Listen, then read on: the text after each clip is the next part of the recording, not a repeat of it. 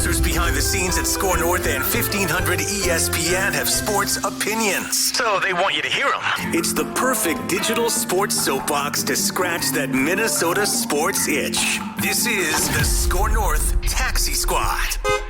It just so happens to be Kevin Garnett's birthday this upcoming Sunday. And I can't think of a better present for the big ticket than a win or go home, do or die matchup between the former team that he played for, in which he built his legacy upon, and the reigning NBA champions. Because, ladies and gentlemen, boys and girls, for the first time in 20 years, your Minnesota Timberwolves are part of the best two words in all of sports, Game 7. And with that, welcome into the SKOR North Taxi Squad, everyone. I am Jason Stormer, joined along Artis Woods and Grant Wenkstern. Guys, welcome back to the program. And to say that this series is a roller coaster between the Timberwolves and the Nuggets is an understatement. We've had highs, we've had lows, we've had our Game 1s and 2s, and then we had Game 3, 4, and 5, which we will get all into that. Don't worry. We will uncover a couple of the warts with this Minnesota Timberwolves team.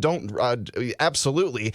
But guys, then we had Game 6, in which we beat the Denver Nuggets 115-70, a 45-point victory. I didn't really see that coming. I don't think anybody really saw that coming. But just when I thought that the balloon was popped, that the wind had been let out the sails, here come the Minnesota Timberwolves, and we are going back to Denver for Game 7, baby. How are you guys feeling about this? Oh, man. I don't know. I mean, I'm not going to lie. When I was last on this show with you guys, Cloud 9. Last week. It was last week. Well, I wasn't with you guys last week. Oh, you weren't? No, was I? Yeah, you were. I was? Yeah, you were. Okay, my apologies, but whatever. Right? Let us know in the comment section if Grant was on the show last week. We all forgot. I think it was the week before, but maybe not. But what I remember, all I remember is we were winning the NBA championship. I was saying we're going to play the Knicks, and then all of a sudden, I just remember this 3-game losing streak where I just went, just a little bit down. And last night, you did what you had to do, and you sucked me right back in. That's when I thought I was out. You pulled me back just in. When I thought I was done. But I love it. It was fun, was it not? We can talk numbers all we want, but let's just take a minute just to express how damn exciting it was to see them play that kind of basketball again. At one point in time, it was like 62 to 114, 112. Are we going to double these guys Seriously. in points? Embarrassing, but also scary that we embarrassed them that much, because I don't want to upset the world champs like that. Like, that is an embarrassment for them coming into this next game, but that is something we can talk about later. Artis, how are you feeling, buddy? Oh, Artis, I think you're muted. You got to turn your mic on, maybe? There we go. There we go. All right. Woo, woo, woo. Okay, I thought. I'm in a different studio today, y'all, so bear with me. That's right. But, dude, I was nervous. Like, I did 4 Rules takes the day before, and I'm like, you know what? Might be going home, man. All momentum gone. It felt like it seemed like the team was deflated. It just felt like the fan base everybody was just deflated. And to come out and win a game by 45? 45. 45. I'm with you. I don't like winning by 45 because, that is embarrassing. At the same time, no, this is Game 7. This is Game 7. Anything goes. You can't sleepwalk through a Game 7. Embarrassment or not, both teams are going to bring it because both teams know this is Game 7. This is the last opportunity to advance. And so, I'm excited. I was pleasantly surprised that it went the way it went, especially after, 9-2 to start. Yeah. And I tweeted man, they didn't came out flat. I tweeted that. They came out flat. It's in my mind, again, jumping to conclusions. 20-0 run right after I tweeted that. What can you say? Nothing. I can tell you this. I was last night here working on our other sister station, My Talk 107.1, which we do a show over there for Lori and Julia.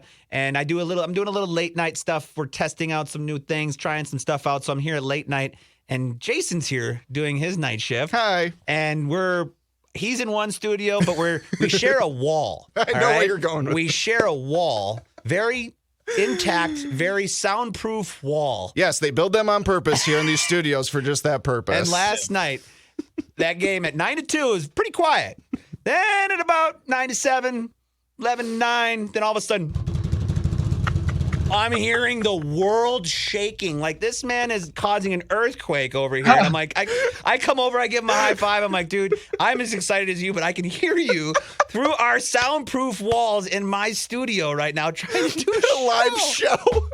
But I was so happy. I mean, it was your joy brought me joy. I could tell that was you over there, which it kind of made me, because I had to do a show and I had to pay attention, but I was also watching from afar. So I was kind of like, okay, I can hear vibrations. Something good. Vibrations. Yeah. So thank you for that, Jason. That was a pleasant surprise.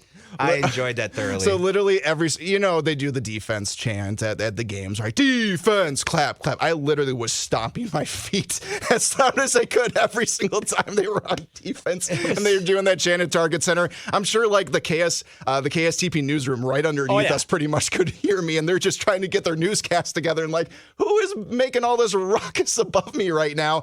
But it was just such an amazing feeling. I mean, I'm sure I was just channeling all the emotions and the energy of pretty much every Timberwolves fan in that moment. Because like you guys said, that 9-2 run started in the first quarter, and I already started to feel the pit in my stomach. I was like, oh my gosh, this is just what's going to happen. This is what this championship Denver team is going to do to us. We're just not on their level yet, and they're just flexing every single one of their championship caliber muscles on us. And then that epic run happened. And by the way, credit to the bench players in the fourth quarter also going on a 24-0 run. It was just absolutely epic. The Luka Garzas, the Minots, all you guys. It was just an all-around just epic performance for the Minnesota Timberwolves. Target Center was absolutely rocking. I bet for a lot of people, they could feel a lot of tension at Target Center before that game. Because Minnesota sports fans, we get a little bit quiet when our backs are against the wall a little bit. I think this happens the most at XL Energy Center for Wild games. But from what people were tweeting and like talking about before the game, there was a lot of tension before opening tip. And I'm sure that tension only built as that 9-2 run happened. But then I'm sure there was an explosion of excitement and joy as it just became more clear and clear that these Timberwolves were not going to be the game 3, 4, and 5 Timberwolves. They were going to be the 1 and 2 Timberwolves. And to do that at Target Center was awesome because the fans absolutely deserved it, because those performances happened on the road, and it was awesome to watch them on TV, hear Kevin Harlan do the calls and everything.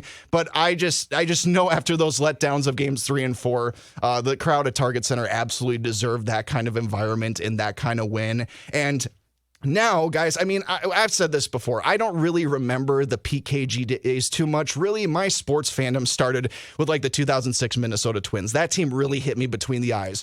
So not only are we approaching territory where really I'm not really familiar with as a sports fan, but now we are also part of a Game 7, which I really, truly have never been a part of as a basketball fan. I've gotten it a couple times in hockey. I got it with Nino Niederreiter in 2014. We had the Game 7 against Vegas a couple years ago, but I think a lot of people have forgotten that it even happened. And I know there have been other Game 7s for the Wild as well that, I just don't remember off the top of my head. Wasn't Andrew Burnett's game-winning goal against the Avalanche? Wasn't that a Game 7 as well? They had two Game 7s in that series that were the only epic Game 7s outside of 97, 87, 91 and 87 Twins, 2004 Timberwolves, which was 20 years ago yesterday from the show that we're taping right now. And those two in 01 with the Wild. But other than that, we haven't had this exciting of a Game 7. Oh, my God. So I don't know what to do with myself. I mean, I'm done predicting anything more that will happen in this series. I mean, I already gave my Wolves in 7 prediction, but I was pretty adamant that I didn't think the Nuggets were going to beat us 4 times in 5 games. Now, that might ultimately still come up true after we beat them in Game 1 and 2. But I'm back on cloud 9. Admittedly, sure, I ate probably the most humble pie I've ever eaten as a Timberwolves fan between games 3 and 5. I will fully admit, because we all just bought into the hype. All the national media people were picking us to win the championships. The Mike Wilbons, the Stephen A. Smiths. So I don't think anybody here at SKOR North or us in the Taxi Squad are really at fault for just buying into it and just having a really overzealous episode last week. But we had a reality check, thankfully, and now I think we're all just a little bit tempered going into this Game 7, where even though we're all super duper optimistic now that the Timberwolves have gotten back into this series, I think we're all just sitting here going like, all right, this series has just been absolutely insane. We all just need to sit back, try to relax and just kind of watch this play out. I mean, I'm not saying that I'm like going to be okay if the Timberwolves lose game 7. That's not what I'm saying at all. But this has just been such a delight of a series for NBA fans. The only thing, well, the only thing that's been, all the games have been blowouts. I'm just saying, for Minnesota fans and Denver fans, like, we like it, but do average. True, like, you're right. I'm not watching. If the Knicks are up, which hopefully they are tonight on the Pacers, like 20 points, I'm turning that game off. So for us, I feel like it's been a hell of a run. But I don't know about the rest of the NBA is seeing new stars come around. You know, that there's that spark. So you're right, Jason. I don't want to take away all of it, but I feel like if there would have been some closer games, you know, like some 2, 3.5 point games, this might have been a little bit more of a tastier.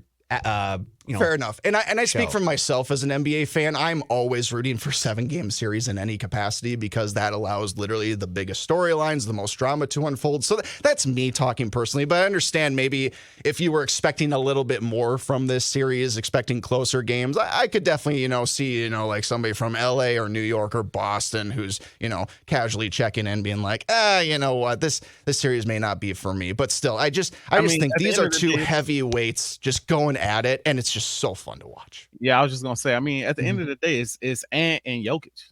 Like, you know, so even though it has been blowouts, I will say it has been blowouts. You're still seeing two of the best players just go to war, for an opportunity to get to the conference finals. So positivity. Oh, yeah. Positivity. I'm still nervous. I'm not gonna lie. Oh my God. I'm very nervous. Like, we are going to Denver, right? We're playing the defending champs. See, my thing was win this series in 6 games. I was confident win this in 6. Game 7 is tough against Jokic. One game for all the marbles is tough. Bring it on. The man did not sit down. He did not sit down. He is. If there, and they shot so bad. They shot terrible. I've never seen it. It was 19% from 3. Now I will say, it's about time they shot kind of bad. Yeah, because these last couple games, especially game 4, they were shooting the lights out, like 45% from 3, 57% from the field. That's just insane. So okay, all right. Finally, they are missing some shots. They missed a lot of shots in this past game that I know they won't hit. I'm hoping that they don't play as well as they did before in game 4, where they shot, 57% from the field and 45 from 3. But if you could just play somewhere in the middle between last game and, you know what I mean? We're good. A little bit of both, they shoot, I don't know, 36% from 3 and 46 from the field, 45 from the field. We can live with that. But 57 and 45 is tough. So I say all that to say I'm nervous. They're not gonna miss that many shots again. No, they're not. We're not gonna get those stats like we did. But the one thing that, and this is just like, thank you, Captain Obvious. I'm gonna call it to myself here. But Mike Conley coming back into the fold, that takes, because if you remember game 5 when Ant had to lead the team as the point guard, he was trying to get everybody else involved and wasn't allowing himself to relax and get involved. And he had not this. I don't want to say too much because he's great. He can do anything, but having that leadership, Conley being able to have that vision and guide all the other players and let Anthony Edwards focus on himself, get himself into position where he can make moves on those double teams. Whereas before he was walking up the court with the ball, they were catching him at the top of the key. He was getting flustered. I feel like Mike Conley's presence, even though, I don't know the stats on what he had. I know he had a couple clutch shots. I don't think he had a ton. It was an efficient night. I think he shot around 50% for the most part. But it was just having his impact on the floor. His impact on the floor, his leadership, his ability to get everybody else involved. And then I'll just mention one person's name, and I want you guys to tell me. Karl Anthony Towns. He played aggressive basketball when he needed to. He didn't play over aggressive. He didn't get himself into foul trouble, which we've all talked about many times on this. And Anthony Edwards has said, just stay out of foul trouble, right? And you're good. Right. But I feel like that allowed us to really work on Joker. That allowed them to, split that defense and not be so focused on Gobert on him all the time. But I think Karl Anthony Towns was just perfect last night. What do you got to say on that? The Cat is the perfect. My bad, Jason. Cat is the perfect. Well, I won't say not the perfect matchup for the Wolves. He's probably the best matchup against Jokic. I said this before, and I'll say it again. Rudy's matchup is Aaron Gordon. That's when he can slow down and almost take out of a game, which is pivotal. And so I'm glad that Finch sees that. I feel like he kind of tested that out towards the end of game 5. He kind of tested that out and saw like, wait a minute, this is a favorable matchup for him. He could, he is the 4-time defensive player of the year. So, I mean, he might not be able to stop Jokic, but he can stop everybody else, right? So get him on Aaron Gordon, slow down Aaron Gordon. And Jokic, again, Cat, he's lengthy, he's quick, he's a lot more agile. Again, got to stay out of foul trouble. Same thing with Naz Reid, similar, play type and body frame. They give Jokic more of a hard time than a guy like Gobert. Offensively, again, Cat played well. He didn't explode offensively, but you really didn't need him to. You know what I mean? But he made some plays like that dunk that he had. That dunk was beautiful. There were certain moments where he had that explosiveness that it was at the right time. I mean, like you said, he didn't lead the stat board and anything, but it was the perfect mix of him. No, but he grabbed us 13 boards. Yes. I mean, that was a plus huge. 25. He was 0 for 3 behind the arc, but again, yesterday, I don't care about the offensive inefficiency whatsoever in a game like that. Your defense was so on point that it just didn't matter and totally upset the Nuggets where, I can just look at the stats and just throw it out with the dirty water basically after you do the dishes pretty much. Karl did get into foul trouble pretty early in game 5, and that was concerning. He did have to get benched for a good significant chunk of the second quarter with those 3 fouls. Again, I've just come to live with it with him. And again, this is kind of going back to Artis's point where, you need your composure in game 7s and you're going up against a reigning champion in game 7s. I mean, we need Karl at his very best in terms of just he needs to be locked in. No stupid fouls, man. I'm going to lose it if he draws 2 fouls like within a minute, like he's tended to do, and that's how he gets into this foul trouble in the first place. But I believe also, I saw somebody tweet this out, I believe it was Dane Moore. I think Cat has been guarding Jokic primarily mostly in this series. Really? And I think that has been what was that? I thought it was Gobert taking him most of the time. Maybe it is. I'll have to recheck that, but I think maybe it might have even been on the long run in the season. I think that the Wolves have checked Jokic a lot with Towns. And sure, like Gobert's so valuable. He can guard literally anybody. I mean, he was guarding point guards even at points last night. He was guarding Jamal Murray. I mean, he can literally guard anybody. That's not necessarily the case with Karl-Anthony Towns. You have to find that good defensive matchup, and obviously that's normally with bigs. Jokic, I think, is still going to get his. So I'm not going into this game where I'm he's going. Oh yeah, absolutely. The way he played last night, he's gonna get his. And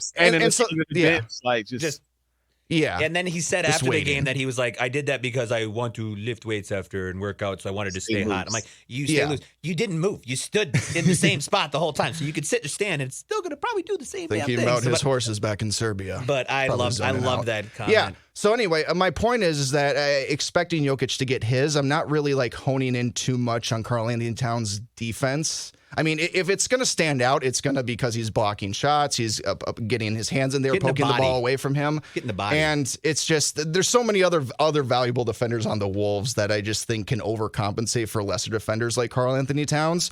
But again, I'll go back to that 3-point shooting. We need that because God forbid if Jamal Murray is hot, if Aaron Gordon's deciding he's only going to miss 1 shot in a game like he did back in game 4, we are going to need Karl's 3-point shooting to match just some of the behind the arc firepower that we've seen from the Nuggets. Karl is our best 3-point shooter. There's no arguing that. And we saw a little bit more consistency from Jaden McDaniels, which was great. Mike Conley is always consistent for threes, and obviously we can trust Anthony Edwards for 3. But still, at the end of the day, Karl is our best 3-point shooter. Obviously, he can do a whole lot of other things, and we want him to excel, and we want him to be able to use every single one of his skill sets. But I think if we are going to win this game, Grant, going back to your main point, we're going to see maybe some even bigger contributions from some other players beyond Karl-Anthony Towns. He'll still have a solid game, but I just think Naz Reid's got to stop bricking shots. He's got to stop laying bricks. I mean, it's been very noticeable. Nickeil Alexander-Walker's thankfully seems to be getting his shot a little bit in order to. Jaden was on fire last night. Jaden had his game 2 moment versus Phoenix, and that was so encouraging. You get that from him. I want every that night. More off. Give me some more. He's got to find that consistency. He needs his first few shots to fall. A lot of times I noticed, like once his first and second shot fall, or first or second shot falls, then he gets that confidence, and he kind of like rides that wave throughout the game. He got a quick layup. I think he got a quick 3 as well. And yeah, from that point forward, it was like, okay, I'm feeling it, you know. And I feel like that's common with young players, but it's like, man, we need you to just be aggressive. They got some, like you said, Jason, they got so many scorers. They got so many guys that can put the ball in the hole. Denver does. So it's like we need as many people being as aggressive as possible offensively. But Nas, yeah. This is the sixth win of the year, y'all. 4-12 the other night. 2 4-12. words. Nas Reed, Game 7. So 4 words, but we need those both to kind of we wish together. Because I really believe that, and weird things happen in Game 7. Ant could have an off Game 7, but I'm expecting him to go off. I think him and Jokic are going to have really good games. It's going to be about the Jamal Murrays and the Karl Anthony Towns and the Nas Reeds and the Michael Porter Jr.'s. That's what it's really going to be about. And so Nas is going to play a pivotal role because even though Jamal's been off all series, I'm not going to bank on him having a bad Game 7. And Michael Porter Jr. can shoot the lights out. So I'm not really banking on him to have a bad game either. So Nas is going to be, I think, pivotal if they want to win this game. Pivotal. I mean, he's got to have his like 20 to 25, I feel like. He's got to have his 14 points in the fourth quarter. 14 points in the fourth quarter, Game 1. That's what it's got to be. Because he's been kind of just stagnant for sure. He's been getting rebounds. Like, what did he got 11 rebounds in Game 6. So he's at least, and it's still plus 17. So he's still doing things out there in the court, but he's missing. We need a little bit more, and they're long. They're bricks. They're long. They're long. Air ball. He had an air ball last night. I think they went over the rim for a 3-pointer. But I can't laugh at that because I mean he's still 6th man of the year. But when you talked about Michael Porter Jr. earlier, that move that Ant put on him when he was at the 3-point line, kind of jumped, hesitated forward, and then just went up and dunked it in. Oh, that kind of stuff just gets me. So many good highlights last night. That was the thing. I could say something that might get us in trouble, but it gets me something. Me something. You'll have to tune into Taxi Squad After Dark for that content, ladies and gentlemen. That's right. Yeah. Oh man. Yeah. Man.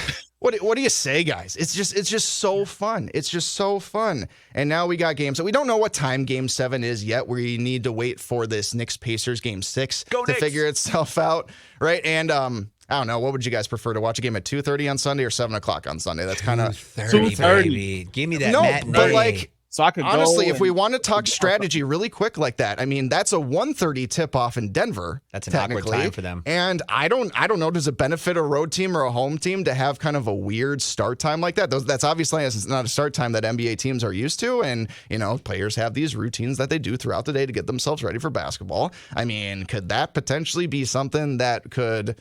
I don't know. Could that the players would have an issue with? I think it could. I mean, I don't want to necessarily say it would because I don't want to hear excuses for that kind of thing. Game 7. But the thing that go for it. Go for it. I was just echoing his point. I wouldn't be trying to hear no excuses. This is Game 7 at the end of the day. Right. So I don't want to hear even the altitude thing. Like I don't think that's been brought up at all. I don't think the 5,208 feet thing has been brought up. So here's the thing.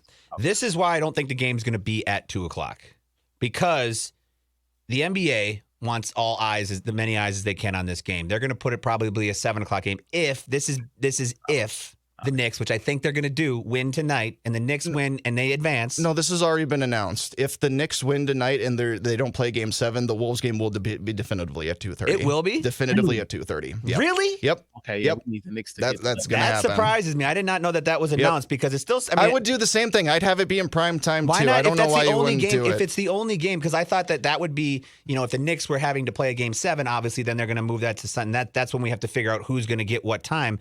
But if the Knicks aren't playing and it's the only game, because tomorrow is Dallas Thunder. Yep. And then if the Knicks win tonight, which they are, the Timberwolves would be the only game, and I would love to watch it at 2:30. But why would the NBA not put it in at least 5 or a 7:00 slate to get more eyes on it? It must be NFL rules. There must be something about that midday time slot on a Sunday that just gets the viewership for them. I don't really. Maybe. I don't know. That's surprising to me. I was just going to say I don't think that the game.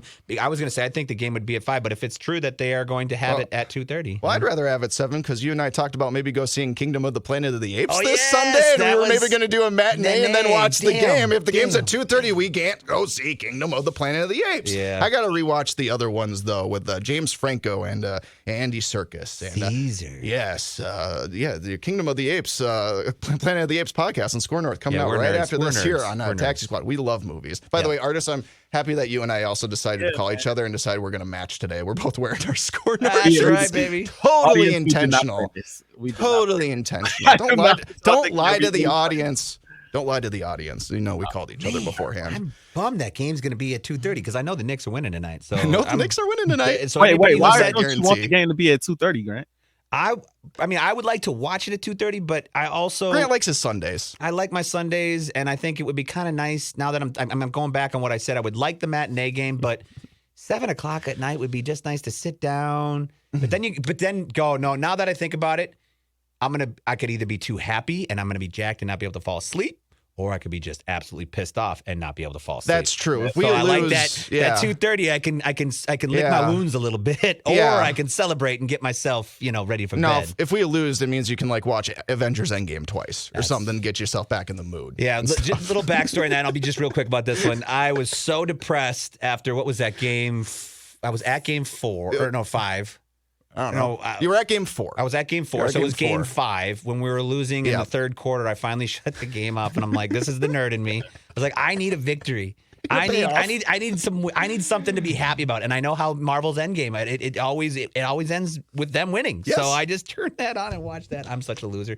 Side note, moving on. I feel you. Hey, Minnesota sports. Not a lot of payoffs in Minnesota sports, so we got to find our avenues to kind of put ourselves in good moods, and thank goodness for the Marvel Cinematic Universe. Yes. Guys, a couple more keys I have for this Game 7. I might lose my damn mind if I see Kyle Anderson guarding Jokic one more time, to be honest with you. Artis, I know you and I have talked about this quite a bit, but I'm making this point. I want 2 of our bigs on the court for the entire 48 minutes of this entire game. You need to rotate that in. Gobert and Towns and Nas and Gobert. You need to have 2 of those guys on the court at all times, because I'm just what Jokic did at the rim in game 5, I just cannot have a repeat performance of, even though that was just an MVP performance. There's just sometimes there's just nothing you can do. Because, I remember Phil tweeted out a video of Rudy Gobert's defense underneath the rim it was in the third quarter, fourth quarter, and it was perfectly executed by Rudy. It was perfect. And I got to admit, Rudy's name and his defense has kind of been dragged through the mud the last couple of days, i.e. Draymond Green pretty much has kind of led the campaign and all that. But at some point, just superstar players are just able to achieve those things where it doesn't even matter if defensive player of the years are guarding them. They just do that kind of stuff. And so for Rudy to really come back well in game 6, and obviously he didn't play the whole game, but he put his presence out there enough that it really influenced just how things were going in the entire game, was really encouraging. But that is honestly, guys, I will seriously lose my mind if I'm already hesitant to really put Kyle Anderson out on the floor anyway. Not at all. He's been struggling quite play a at all bit. in game 7. But it's just it's gotten a little too cute on defense with doing that kind of thing. So that's what I need to definitely see in this upcoming game. They're gonna put him out there just because he's another ball handler and bucket minutes, another guy that could kind of stretch the floor a little bit when he's making shots. But I do agree with y'all. He's slow-mo. He's slow-mo, man. And I love him. I do. Don't get me wrong. This is not a trash talk on him. I do appreciate him and the role that he plays in this team. But I think, like you said, I want our bigs, our 2 big men out there on Joker. Kyle can come in if we need some minutes to get our foul trouble, which I hope to God isn't the case. That's why I say personally, if Kyle Anderson doesn't play in game 7, that's probably we probably win the game. We're probably going to win if Kyle Anderson does not hit the floor. No more than 8 minutes. Honestly, no more than 8 minutes, because things are going well for you if Kyle Anderson only has to play 8 minutes in the game. Let's be real. Yeah, that's true. Let's be real. One thing, too, you guys are talking about the times here. This would be actually the one thing that I think it's positive if the Timberwolves play at 2:30 is it's on ABC. So if you don't have cable, everybody gets to watch it. If it's at 7, it's on TNT, which we like. We like the Kevin Harlan aspect. So who do we want, Mike Breen or Kevin Harlan for Kevin game Harlan 7? But I like Kevin. But bang, puts it in. I love Mike Breen, but Kevin Harlan's OG. He's our guy. I get Artis saying Breen because I get that because but man, OG Harlan, man. Now I want that game. Did you guys know they opened up the game last night too with the Kevin Garnett hype video? Did you hear about this? Oh, no. Oh, and he's like, is it that they'll come fourth quarter, bring it to the ticket? I don't know what it was. There was a tweet I saw earlier. That's why I was hoping you guys maybe had some more on it. But like, apparently, and maybe in the comments, someone who was at the game could tell me. But I heard rumors that they used a Kevin Garnett hype video potentially at the beginning of the game of him attending Wolves playoff games in the future. I've gotten on my soapbox about this. Like, again, it's been 20 years since we've been to the Western Conference Finals. We got to find a way to get Kevin Garnett to these games if we actually beat the Nuggets here in Game 7. And if we face the Celtics in the NBA Finals, he has to go to every single game by default. He absolutely has to. Get him in his own personal private jet. Kevin Garnett has to go to literally every single one of those games if it's Timberwolves Celtics in the Finals. But I want to stop myself there because I don't want to get too ahead of myself, kind of like we did last week. We still got one more game against the Denver Nuggets. And my God, I'm sick of playing the Denver Nuggets, the Phoenix Suns and the Denver Nuggets, because we played those two a lot at the end of the regular season, and now it's just been nothing but them in the playoffs. Like, if we get to play Oklahoma City or Dallas, it will actually be very refreshing as a basketball fan just to like actually watch a different team for a change for the first time in what seems like over a month. The last thing I really want to touch on, guys, really with just what I'm looking for here in this Game 7 is what would you guys think about the potential of double teaming Jamal Murray and Aaron Gordon? Aaron Gordon?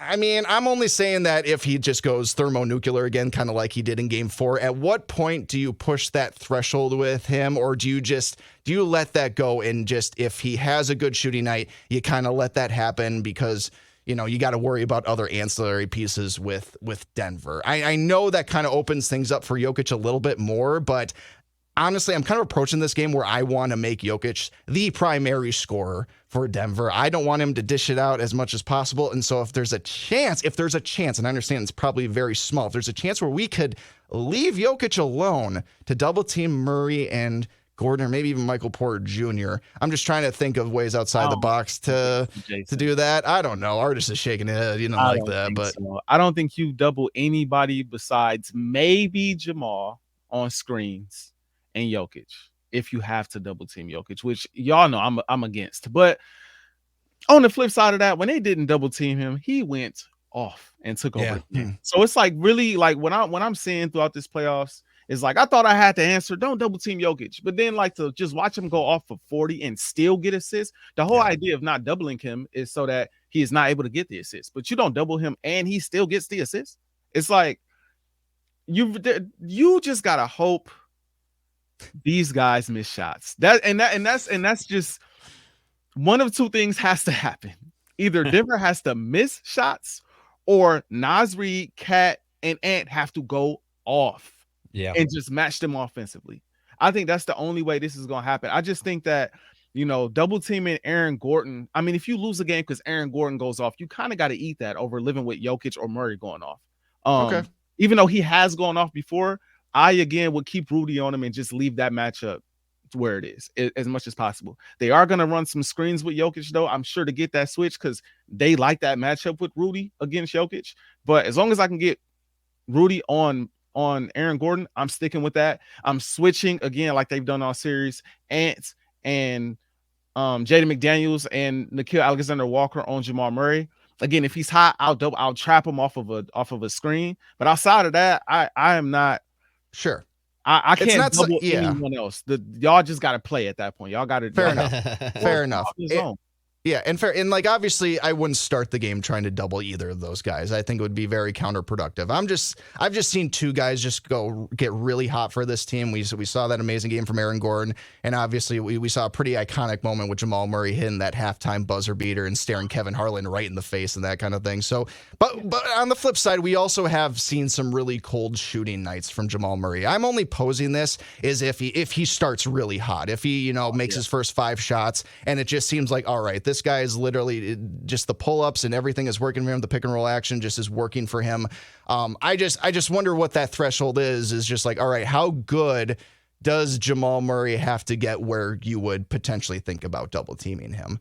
And so it's not something I expect to happen just because even though I think Jamal Murray will have a much better Game 7 than he did in Game 6, but I just still don't think, and I'll eat crow on this for sure.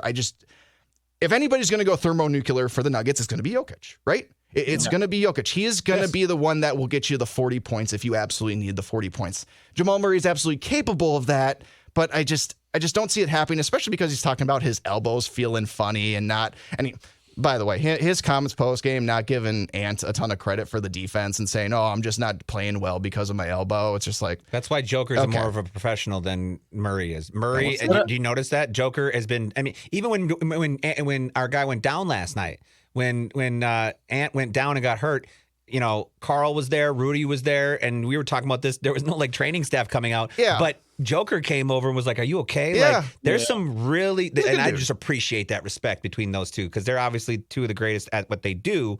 But I appreciate when they can acknowledge that with each other. And I feel like Murray's being a little shady on it, but whatever. To his defense, though, he probably feels that way because he didn't necessarily offensively play well in the Lakers series. He just took over fourth quarters. I think we talked off air about the percentages that Jamal was shooting in that Lakers series. You're right. He was shooting terrible percentages. Excuse me, our allergies killing me.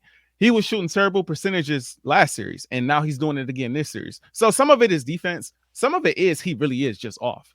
So I can see that. My threshold, though, for doubling him, he'd have to either A, be on pace for 30 plus, or taking over a fourth quarter. If he hits 2-3 straight shots in the fourth, timeout, switch to defensive matchups, it's time to throw some doubles his way to get the ball out of his hands. Because he will take over a fourth in a heartbeat and just get hot. You know what I mean? So he'll have 20 points, but he'll have 16 in the fourth. And it's well, you know what I mean? So that's why I'm I feel you there. It's circumstantial. Yeah, exactly. I was really that. against it with Jokic before this series started, but actually watching this series, it seems like they do have a touch more success when they send doubles from the weak side and rotate their defense to Jokic. So, I mean, I'm not opposed, I guess, to doing that to either him or Murray. Pick one and rock with it. Pick one and rock with it, and give different looks, maybe, or take that back. Maybe you do that to Murray when he's hot. And then do it to Jokic when he's hot. Maybe you just throw some different looks out there. But guys, more than anything, I'm just trying to avoid the gigantic Denver run that we've become so accustomed to seeing in a lot of these games. These 21-6 runs and stuff like that. And so even if you have to double team for small, short spurts when you're noticing that kind of stuff going on, I'm open to that. I'm just trying to think of literally any possible way we can neutralize any of Denver's offensive threats because I'm with you, Artis. They're going to be I'm guessing Denver already threw away Game 6. They're not going to look at any tape. They're not going to look at any footage. They're just going to move on with their lives. They may that first quarter, but then after that, they're gonna probably control alt delete the rest of that. That was footage. a different. I mean, it was similar to what we did in Game 2, but there was some differences there. So I think they might look at that. But maybe. Do you think there was anything to do with the I mean, this is just me, speculation here. The ref crew that we had, the referee crew, the same crew that we had in Game 2. I was gonna bring this up. That crew. They do us well. Can I just say this about Game 7? Can we just please have nobody accrue any finable offenses? Can we just have it be about the basketball? Nobody doing this. Nobody throwing anything on the court. Look, I mean, Rudy getting fined is a joke again, considering that Jamal only got fined $100,000. It's an absolute joke, and the NBA is very inconsistent about just who they're officiating so far in the playoffs. But again, I just really want this Game 7 to be about the basketball. I don't want to be about the calls. And so let's just put those money signs back in our pockets, guys, and let's just not break those out maybe until next season, because I don't want the narrative after this game to, unless it's just absolutely egregious. I don't want the narrative to be about the officiating. That'll take it a lot out of me. Minnesota fans, as we all we'll make up excuses and we'll do whatever we want to say to make ourselves feel better. So it could be a narrative, but at least, and we talked about this, Jason, this right here is not like in the NFL and unsportsmanlike conduct. It ain't going to lose you 10 yards. It ain't going to put your team. He ain't going to get. Well, he could get a technical foul for it. And that's if that's the only way I don't want him doing stuff like that is if it's going to cost us anybody. Points. But we had don't do it in front of the ref. If you want to eat the fine, kind of go to your teammates and give them a little. That was kind of weird. Right. Yeah, but we had Nikhil and Kyle accumulate techs also in game 3, I believe. So it's just Let's keep our cool. Let's keep our composure. Don't worry about the Zebras. Just let them do their jobs, and if they do it bad, so be it. Yeah. At the end of the day, you just got to go beat the Denver Nuggets. You got to go take care of business. You can't be afraid. You got to embrace these opportunities. Unfortunately, they don't come around every so often for Minnesota Timberwolves fans. And you so, guys think they're gonna win this game?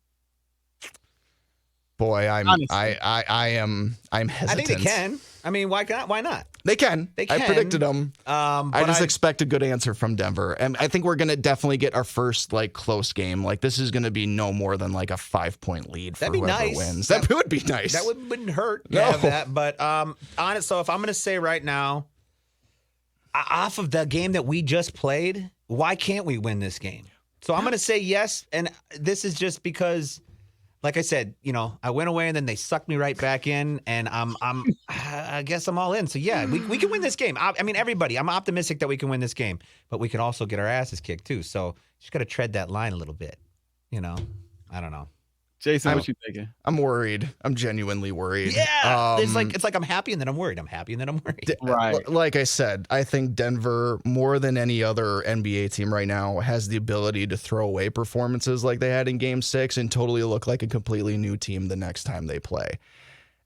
They have been tested. They are champions. It's gonna be the hardest game for the Wolves all season long. But I think with that Game 6 win, it just put back the energy in the team that they are championship contenders. Because I'm sure after Game 5, I'm hoping those guys weren't thinking about putting the boats in the water and starting about what fishing poles they're gonna use this summer on Minnesota lakes.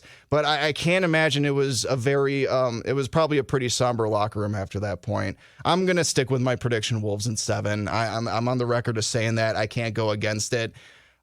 And if we go to Western Conference Finals, I mean, if hopefully Dallas can close the series out, we'll have home court advantage again. I don't want to play Dallas. You don't want to play. Dude, I'm sorry. They've been playing a pretty good series against OKC, and they have more bigs that match up better, I feel like, with us than OKC. And I may be wrong on that, but I feel like it takes away our big advantage playing Dallas. So I would rather play OKC. Their advantage is the perimeter, and we have great wing defenders. That's the thing that gives me hope against them. And OKC for that matter. Before we get to OKC and who we potentially play, who do you think is going to win, Artis? Who do you think is going to win Game 7? Because you're the non-biased. Yeah, because you said Wolves in 6, so you get a fresh slate of predictions right now. I had Wolves in 4. Boy, was I wrong. I want the Wolves to win this game. Yeah. I want it for the city. I want it for the fans. But I'm not confident in the Game 7 in Denver. I'm not confident in the Game 7. I'm sorry. Throw the shade. Throw it. Hey. I am normally the optimistic one, bro. I'm normally the optimistic one. Why not? Why not? Right? Yeah. But they shot so bad. That's the thing. If they have if they have any bit of consistency in this next game, it's going to be a big difference. The games that we've dominated, they've been just horrible shooters. Yes. Let's be real. Yes, our defense has been great. The defense, especially in Game 2, the defense was insane. But this last game, wide open. Shooting. They couldn't make and it's almost like, again, the Wolves started out 2-9, or the score was 2-9. They called that timeout. They got a couple plays, but it just felt like as the first quarter went on, I don't know if it was just me, but the more shots they started to miss, the more shocked I was nothing. Eventually, this is going to even out at some point. It never did. And I could be wrong. It felt like the players felt that too. They just missed that. They missing a lot of shots tonight. And eventually, the confidence grew. They went on that 20-0 run, and they didn't look back. It's hard to see them shoot that bad again. Yeah, that ain't Jokic is Jokic, right?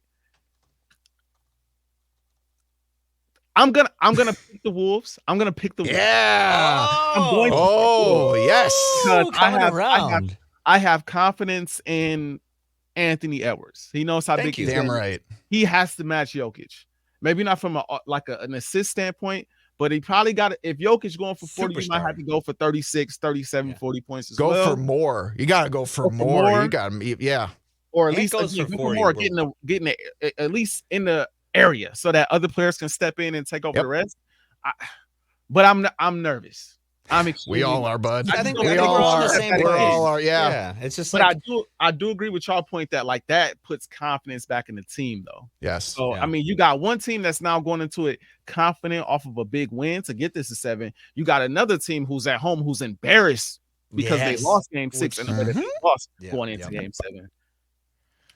I'm going for Wolves, but like just this much. I'm nervous. I'm nervous. We all are. This is good. it's fun to be nervous. It's fun to be nervous. I heard somewhere that if you look at a brain scan, nervousness and excitement pretty much read the exact same in terms of neurological activity in the brain. So anytime you feel nervous, you're also actually feeling excitement. Your brain just tricks you into feeling like it's actually something else, but it is the exact same kind of chemical or neurological reaction happening in your body. You know what I mean? So embrace it. Dr. It's so much fun. Game 7, MD. But we got to start wrapping up things here on the Taxi Squad because we got the Knicks game on 1500 ESPN here coming up. Guys, any final thoughts? Game 7 this Sunday. My goodness, this is going to be so fun. I'm going with the Wolves because I believe in y'all. I'm going with y'all because I believe in y'all. I love it. Thank you. The Western Conference Finals for the first time. I think did they go to the conference finals in 20 years ago? Okay, 20 years ago. And we One lost time with KG. And we lost to your Lakers, bro. Yeah, we don't want to talk. That's right. And that was when that was talk about that. Sam Cassell. If Sam Cassell doesn't go down with the back injury, and T. Hud doesn't have to be our point guard. I don't know. That was still a very well-run Lakers squad, but I think it would have been a little bit more of a different series because after Cassell went down with that back injury, but we're just going. Look, either way, let's get back to the conference finals, man. I'm picking up. I believe in y'all, but I'm gonna be watching that game with a few beverages. Let's just absolutely. As should all Minnesota sports fans for that. Just for the stress alone. I can't drink during games like this. That's fair.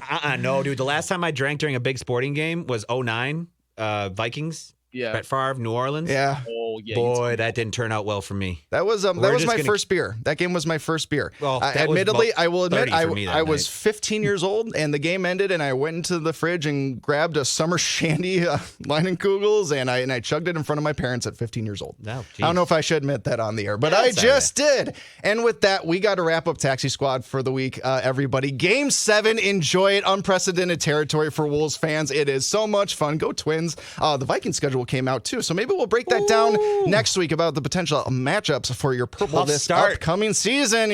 Start. Well, not with the Giants week 1. That should be okay. Let's be 5 games that. after that, well, we might have to talk about that on the next episode of Taxi Squad. And so until then, ladies and gentlemen, boys and girls, you have a wonderful week. Go Wolves! And we'll talk to you next time on the Taxi Squad. Take care. Bye-bye.